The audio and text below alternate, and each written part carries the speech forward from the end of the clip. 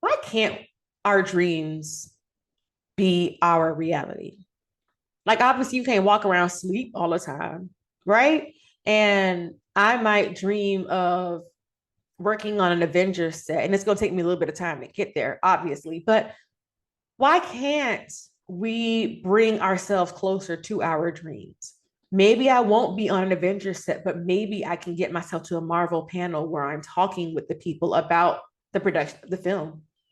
That's still a dream, right? Let's talk about what it means to get closer to our dreams and how we can do that today.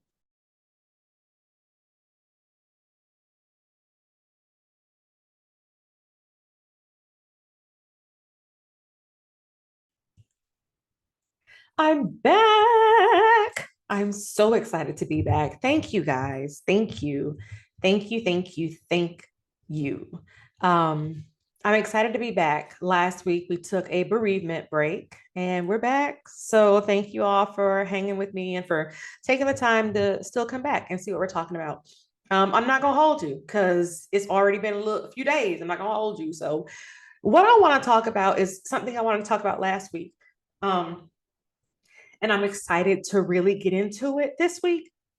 I want to talk about our dreams. I want to talk about what happens when we dream. I want to talk about what it looks like, what it feels like. What are the conditions necessary to really dream and live a life that mirrors your dreams, right?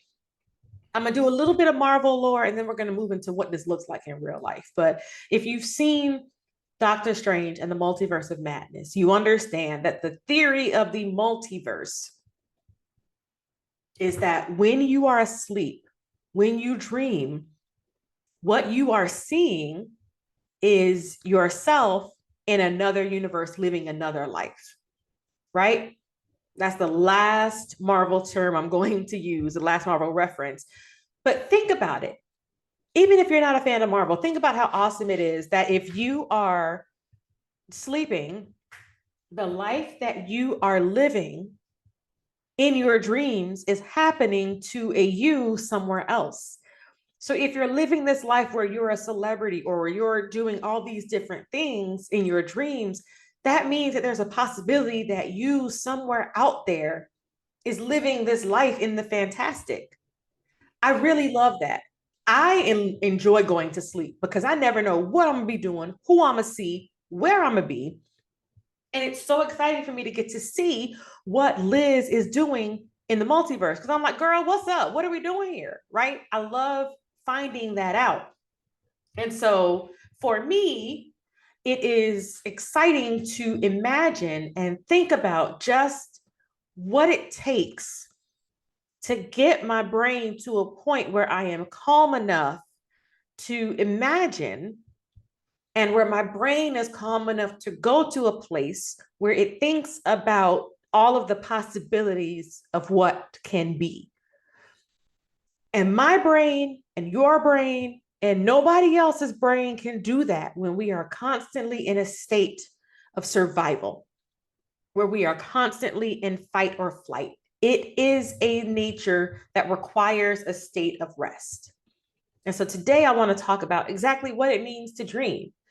Do you dream more vividly when you are awake or when you're at rest? Because I mean, we can daydream all day long, but it largely has to do with what we can see and what's in front of us.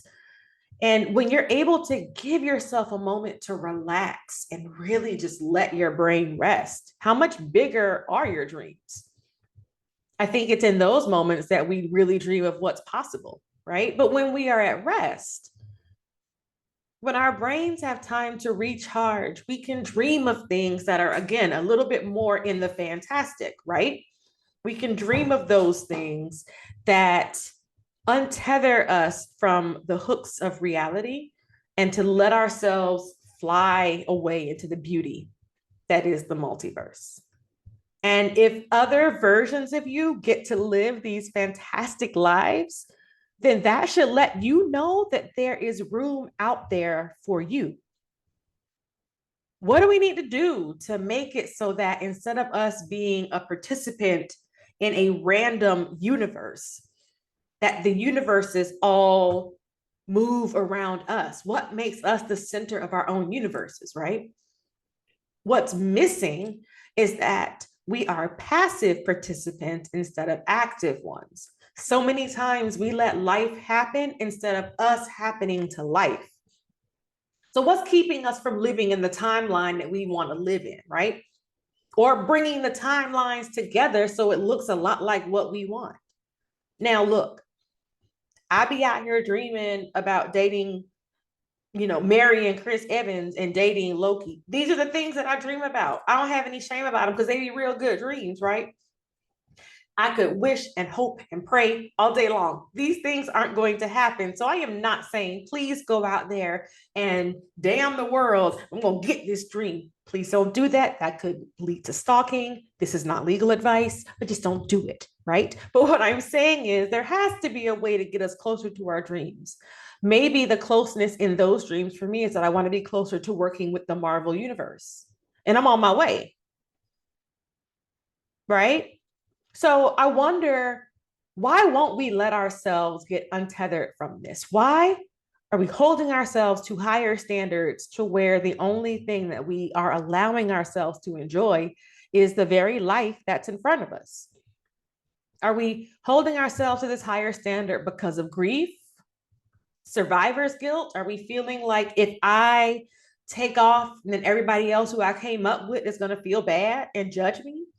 We worried about the judgments of other people? Like, what is it that is keeping us from rising above everybody else and being reasonable and getting what you need out of life? Why should you just be a participant in your life and not the main show? And I'm not trying to say that there are not outside forces that are keeping us from doing it. Obviously, I know that those exist, right? But what are the things that we can do in our own lives so that we are existing in this multiverse where we're feeling better about our place in it? So I didn't just want to ask you the question and be like, what can you do about it? Let's talk about 3 things we can do so that we can bring the timeline that we want closer to the lives that we are living today. The first thing you can do today to focus is to forget about what everybody else says is possible. If I listened to what everybody else says is possible, and I'm not saying that my life is this incredible, it's a dream to me, right? But if I were to listen to what everybody else said was possible, I would be living in their myopic versions of what they can do.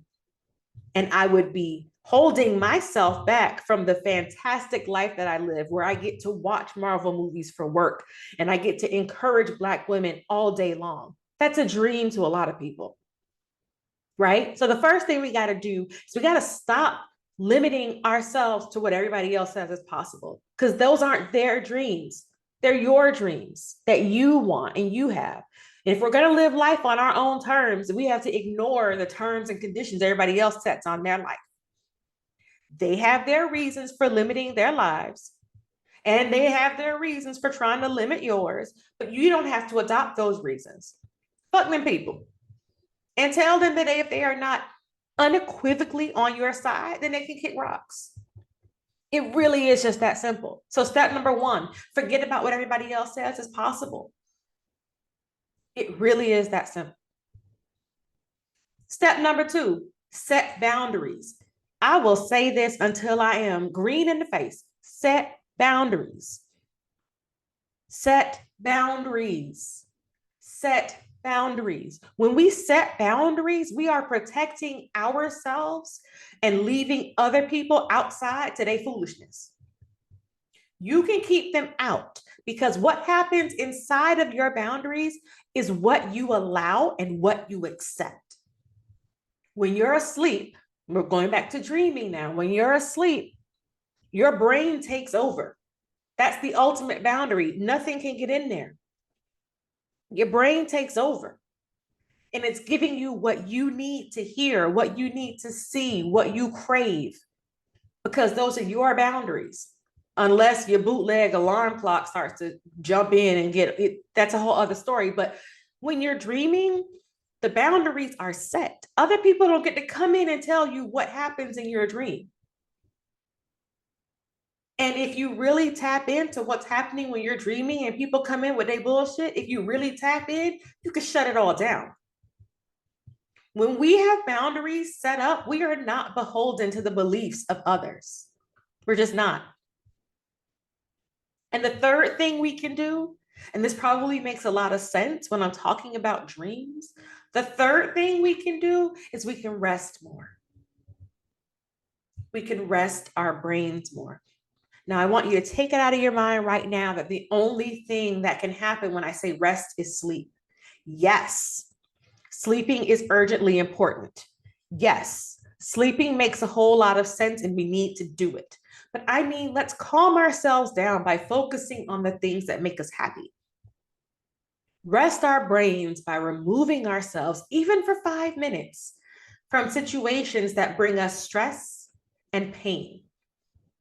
When you're constantly in fight or flight mode, you're unable to dream because you're trying to survive.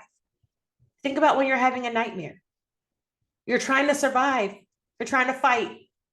You're trying to fly, trying to get away from something, but you don't really get a chance to dream. But when you're at rest and you can really just let all the bullshit go, you can start to imagine what feels good. You can start to dream about what life could be.